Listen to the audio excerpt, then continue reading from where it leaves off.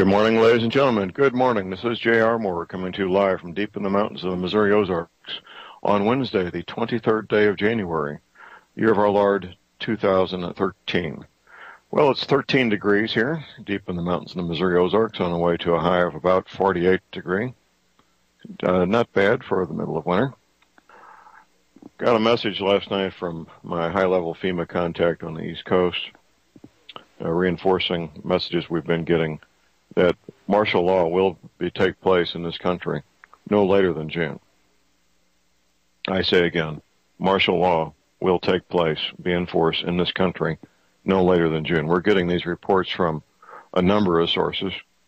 I have my several private sources. Doug Hagman has his, Steve Quayle has his. We're all basically getting very similar information. So, we're off to the races here, ladies and gentlemen. What's going to happen the next 6 months? I don't know. I know what could happen. I don't know what will happen.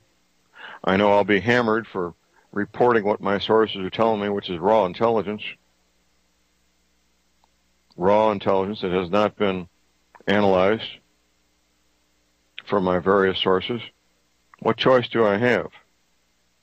I'm not going to withhold it from all of you. I've gone to some effort to develop sources inside FEMA, inside the military, inside the Department of Homeland Security.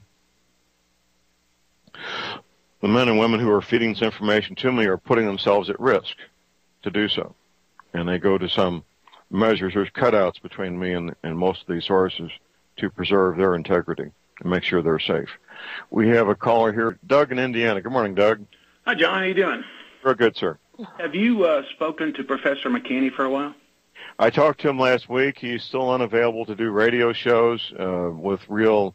He was on Coast to Coast a week ago Monday, but I couldn't get through the program because the communications was not adequate. Have you been to his website for a couple of days? I have not, and you know I got a call from one of my regular listeners, and I need to do that. Tell us what's there. He's basically, now I'm not trying to put words in his mouth, but if you read what he says in his, what we call his headline there in his homepage, it looks like he's saying this comet Ison is like a Planet X, Earth-sized object with orbiting bodies. Right, that's what I heard. I haven't read it yet myself. Well, if Professor McKinney says it, we need to stand up and pay attention, don't we? I say we should. I was going to call you yesterday and ask you what direction we should be looking, but if this turns out to be true, everything else could be subterfuge, and this is the direction we ought to be looking. Well, I agree, and I apologize for not looking into it sooner because I did get a heads up on what Professor McKinney has at his website. It may explain a lot of the other things going on. It may explain why the government's in such a hurry to do the things they're doing. Right. Well, he's saying that long before November, maybe as early as August, September, we will definitely either be seeing the effects, this object with Mars, or its continued effects with Earth. Well, like I say, if Professor McKinney says it, we need to sit up and pay attention. I agree 100%, yeah. Well, I just wanted to see if you had taken a look at that, and it might be worth a call to him and maybe update us tomorrow on the show. Right, I got it here in front of me now. It says initial data suggests comet Charlie 2 2012 S1 has at least one companion, possibly up to 7. Be very cautious. He says it appears to be real. Furthermore, campaigns appear to be 2 lunar distances and has not formed a coma for some odd reason. I'm not going to read this thing out here to you, but there's a link to Professor McKinney's website on my links page, and people need to read this for themselves and draw their own conclusions. Doug, don't you think? I agree 100%, yeah.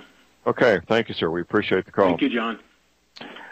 In my paper I wrote in the fall of 2005, published in January 2006, I said the following, I'm not quoting here, that as we got closer to this event, the government would, this event being the rising ocean levels, the government would institute martial law under some kind of pretext. And that may be what where we're headed towards. I was reading over Professor McKinney's January 20th posting. So he would have posted this Sunday, 4 days ago. It's worth your time to take 5 minutes and read this. Apparently NASA, never a straight answer. Apparently NASA is attempting to obfuscate and confuse and distract here. It was about 8 or 10 years ago I found out that a large comet was passing Earth when 1811, 1812, winter of 1811, 1812, when the New Madrid seismic zone kicked off hundreds of earthquakes. A lot of people don't know this unless they looked into it a little bit. Hundreds of earthquakes, the winter of 1811, 1812 in the New Madrid seismic zone. 3 of those earthquakes strong enough to ring church bells on the East Coast. And you look at a map and look at that distance. Church bells being rung in Philadelphia from the New Madrid seismic zone earthquakes, 1811, 1812. Comets can trigger earthquakes. Comets can trigger volcanoes. Large comets. A planet is, if it's as big a one as we think it might be, if it's a planetary-sized object, it may trigger a pole shift. So we'll see. We got a few months to get ready for this thing. Won't be able to see it until November, apparently. And word to the wise. Educate yourself, reach your own conclusions, and do what you think you need to do to protect yourself and the people you care about. Joe in Ohio. Good morning, Joe. Johnny, you were saying that we're going to have martial law sometime between now and June. Did I understand that correctly? We have multiple sources telling us that. I got my private sources, Doug Hagman, Steve Quayle, and so forth. Yes, sir. You say that you have sources who work for FEMA and Department of Homeland Security who are telling you this?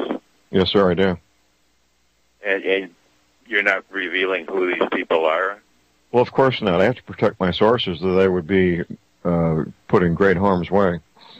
What are they telling you is going to be the reason for this initiation of martial law? The 2 primary reasons would be a collapse of our society due to economic reasons. The other would be the pushback from these anti-gun laws, which, by the way, Dianne Feinstein introduces her legislation today. Violent pushback that could result in the same thing. Well, are your friends at FEMA and Department of Homeland Security telling you that there's going to be this pushback and that's going to... They don't know. The guy with FEMA is pretty high up. He's at a high management level, but there's even they are cut out of some of the details. Well, I'm just curious. If he says there's going to be martial law between now and June, he must have a reason why he believes that, right? Well, he does. They go to briefings and they talk to each other, and then everything's compartmentalized. So that's as much as I know, Joe. Well, what is he being told at these briefings that would cause martial law to be initiated? They're just being told that it will be initiated, and that's as much as I know. I can't elaborate on it. And they're not being told why it would be initiated? No, sir. It's compartmentalized. That's the nature of the military. That's how they keep secrets, is they compartmentalize information. But they're revealing these secrets to you, correct? Right, and there's cutouts between me and them. I make sure that their identity is protected in many ways. Would you be willing to speak with someone from the Department of Homeland Security regarding this? Would I be willing to? Yes. Well, of course. You would be willing to? Would you be willing to, in speaking with the Department of Homeland Security, to reveal the source? Of course not. No way, Jose. I'm not going to jeopardize my sources. That's not going to happen. End of conversation. So Joe, we need to move on here. We thank you for your call.